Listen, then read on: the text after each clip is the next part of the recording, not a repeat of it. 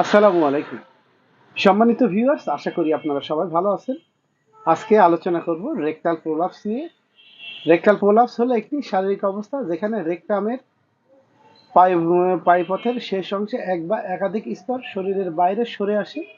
এটি মূলত রেকটাম বা আনাসের কাছাকাছি অঞ্চলে পেশি দুর্বল হয়ে যাওয়ার কারণে ঘটে, যার ফলে পায়ুপথের ভিতরের অংশে বাইরে বেরিয়ে আসে। এটি সাধারণত দীর্ঘস্থায়ী রোগ বা শারীরিক অবস্থার ফলে হতে পারে। কারণ রেকটাল প্রোলাপসের কারণগুলো যদি আমরা আলোচনা করি তাহলে দেখতে পাবো রেকটাল প্রোলাপস হওয়ার বেশ কিছু কারণ আছে। তার ভিতর প্রথম হচ্ছে দীর্ঘস্থায়ী কনস্টিপেশন। আপনারা যাদের দীর্ঘদিন ধরে কনস্টিপেশন বা মলত্যাগে কষ্ট হয়, শক্ত মল হয়, ঠিকমতো ত্যাগ করতে পারেন না এবং অত্যন্ত কঠিন যে মানে এই মলত্যাগ করা লাগে, তাদের এই সমস্যা হওয়ার সম্ভাবনা অত্যন্ত বেশি। পাশাপাশি এটা যদি হয় তাহলে পরে অনেক ক্ষেত্রে এই রেকটাল প্রোলাপসের সৃষ্টি হয়। তারপরে আছে দ্রুত বা অত্যাধিক শারীরিক পরিশ্রম, অতিরিক্ত চাপ, যেমন ভারী বস্তু তোলা, দীর্ঘ সময় ধরে বসে থাকা রেকটাল প্রোলাপসের অন্যতম লক্ষণ হিসেবে কাজ করে। প্রসূতির পরবর্তী সময় মহিলাদের ক্ষেত্রে প্রসবের পর পেটের পেশি দুর্বল হয়ে যায় এবং এটি রেকটাল প্রোলাপস সৃষ্টি করতে পারে। তারপর আছে নিউরোলজিক্যাল সমস্যা, স্নায়ুজনিত সমস্যার কারণে পায়ুপথের পেশি বা নিয়ন্ত্রণের সমস্যা দেখা দিতে পারে, যা রেকটাল প্রোলাপস হতে পারে। তারপর আছে বয়স বৃদ্ধি, বয়স বাড়ার সাথে সাথে পায়ুপথের পেশি দুর্বল হয়ে যেতে পারে, যা প্রোলাপসের কারণ হতে পারে। তারপরে আছে পেটের সমস্যা, অ্যাবডোমিনাল প্রেশার, পেটের অতিরিক্ত চাপ যেমন গ্যাস্ট্রিক, অ্যালার্জি, শ্বাসকষ্টের সমস্যা রেকটাল প্রোলাপসের সহায়ক হতে পারে। তারপরে আছে 7 নম্বর পায়ুপথের ইনফেকশন বা রোগ। কিছু পায়ুপথের সমস্যা যেমন ইনফেকশন বা প্রদাহ রেকটাল প্রোলাপস সৃষ্টি করতে পারে। আপনারা এই ধরনের সমস্যা হলে খুব দ্রুত ডাক্তারের কাছে যাবেন এবং এই সমস্যাগুলো খুব দ্রুত সেরে নেবেন। বিশেষ করে যারা দীর্ঘদিন কোষ্ঠকাঠিন্যে ভুগছেন তাদের জন্য কিন্তু অত্যন্ত রেড সিগন্যাল। আপনারা এই সমস্যা কার্যকরভাবে সমাধানের জন্য চেষ্টা করবেন। এর জন্য বেশ কিছু মেডিসিন আছে।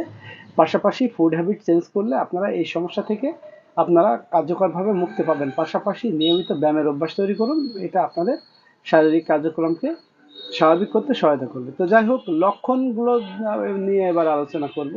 লক্ষণগুলো যদি আমরা দেখি তাহলে দেখতে পারবো রেকটাল প্রোলাপসের কিছু সাধারণ লক্ষণ রয়েছে। এক হচ্ছে পায়ুপথের বাইরে বেরিয়ে আসা। রেকটাল প্রোলাপসের প্রধান লক্ষণ হলো পায়ুপথের অংশ বাইরে বেরিয়ে আসা। এটা সাধারণত মলত্যাগ করার সময় ঘটে থাকে, যা পানি খরচ করার পরে এটা অনেকেই আবার যথাস্থানে ঢুকিয়ে দেন। তারপরে মলত্যাগে কষ্ট, প্রোলাপসের কারণে মলত্যাগ করা কঠিন হয়ে পড়ে, কখনো কখনো পায়ুপথে ব্যথা অনুভূত হতে পারে। তারপরে হলো দুর্গন্ধ, প্রোলাপসের কারণে কিছু কিছু ক্ষেত্রে পায়ুপথের গন্ধ বা স্রাব হতে পারে, যা অস্বস্তির সৃষ্টি করতে পারে। তারপরে পেটে ব্যথা বা অস্বস্তি, প্রোলাপসের কারণে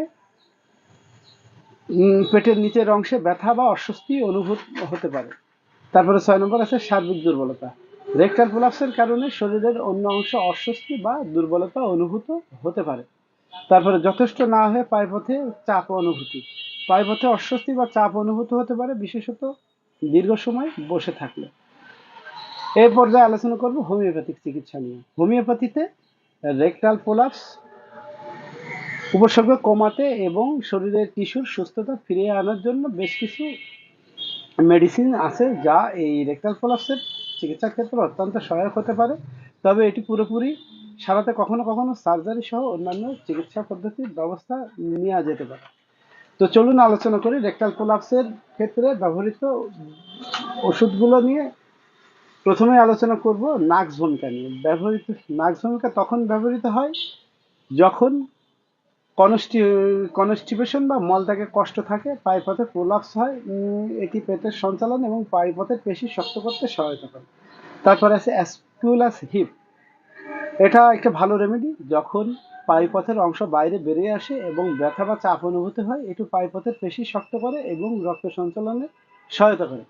তারপরে আছে প্লাম্বামেড।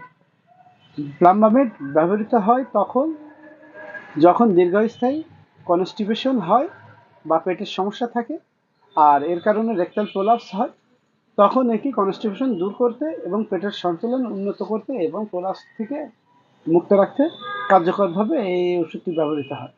তারপরে আছে যে ন্যাট্রামিওর আছে। ন্যাট্রামিওর ব্যবহৃত হয় তখন যখন ফিজিক্যাল বা মানসিক চাপের কারণে প্রোলাপস সৃষ্টি হয়। এটি শরীরে টিস্যু শক্ত করে এবং ব্যথা কমাতে সহায়তা করে। তারপরে আছে 7 নম্বর সালফার। সালফার ব্যবহৃত হয় যদি প্রলাপসের কারণে ত্বকের শুষ্কতা এবং রক্তস্রাব সমস্যা থাকে, এটি টিস্যু গঠন ও রক্ত সঞ্চালনে সহায়তা করে। তো উপরোক্ত মেডিসিনগুলো আপনারা নিয়মিত ব্যবহার করলে আশা করা যায় রেকটাল প্রলাপস থেকে আপনারা মুক্তি পাবেন। পাশাপাশি জেবাক্স অ্যান্ড কোম্পানি লিমিটেড কর্তৃক প্রস্তুতকৃত পেনাবক্স ক্যাপসুলটি সাথে সাথে আপনারা ব্যবহার করতে পারেন। এটি আপনাদের এই রেকটাল প্রলাপসের যে বর্ধিত অংশ আছে এটাকে কার্যকরভাবে শুকিয়ে ফেলতে সহায়তা করবে, এবং এটার ডোজ আপনারা সকাল একটা রাত্রে একটা একটানা 3-4 মাস ব্যবহার করবেন। পাশাপাশি মল ত্যাগের সময় অবশ্যই মল যাতে নরম হয় এই জাতীয় খাবার খাবেন, যেমন হচ্ছে যে ফাইবারযুক্ত খাবার আপনারা আপনাদের মানে ফুড হ্যাবিটে বাড়ায় দিবেন। পাশাপাশি শাকসবজি জাতীয় খাবার আপনারা একটু বেশি খাবেন। পাশাপাশি মলটা যাতে স্বাভাবিক হয় সেক্ষেত্রে আপনারা জেবাক্স অ্যান্ড কোম্পানি লিমিটেড কর্তৃক প্রস্তুতকৃত লিভোজিন যে ড্রপটি আপনারা 3 বার 15 ফোঁটা পানি সহ খাওয়ার আগে ব্যবহার করতে পারবেন। সেক্ষেত্রে আপনাদের মলত্যাগে কোনো সমস্যা থাকবে না এবং এটি খুব দ্রুত মল নিষ্কাশন করে দেবে। পাশাপাশি পেনোবক্স ক্যাপসুলটি আপনাদের এই রেকটাল যে প্রলাপস বা বর্ধিত অংশ আছে এটাকে কার্যকরভাবে শুকিয়ে ফেলতে সহায়তা করে। পাশাপাশি আপনারা থুজার ড্রপটিও ব্যবহার করেন, এটা আপনাদের এই রেকটাল প্রলাপস কমাতে সহায়তা করে থাকে। তো এই ছিল আলোচনা। আর ডোজ সাধারণত নাচ ভূমিকা বা স্কুলাসিড 30 বা 200 শক্তিতে দিনে 3 থেকে 4 বার 5 থেকে 10 ফোঁটা পানি সহ খাওয়ার আগে বা পরে ব্যবহার করবেন, ভালো ফলাফল পাবেন। তবে এই যে কোনো এই ধরনের সমস্যায় অবশ্যই অভিজ্ঞ একজন হোমিও চিকিৎসকের পরামর্শ নিয়ে আপনারা মেডিসিন সেবন করলে আপনারা ভালো ফলাফল পাবেন। পাশাপাশি এই রোগের ব্যবস্থাপনা কিন্তু অত্যন্ত জরুরি। অবশ্যই ফুড হ্যাবিট চেঞ্জ করবেন। রাত্রে রাত জেগে না থেকে মোটামুটি সময় মতো ঘুমের অভ্যাস করবেন, নিয়মিত ব্যায়াম করবেন। আশা করা যায় যে আপনাদের এই সমস্যা থেকে আপনারা কার্যকরভাবে মুক্তি পাবেন। তো এই ছিল আজকের আলোচনা। ভালো থাকবেন সবাই। আসসালামু আলাইকুম।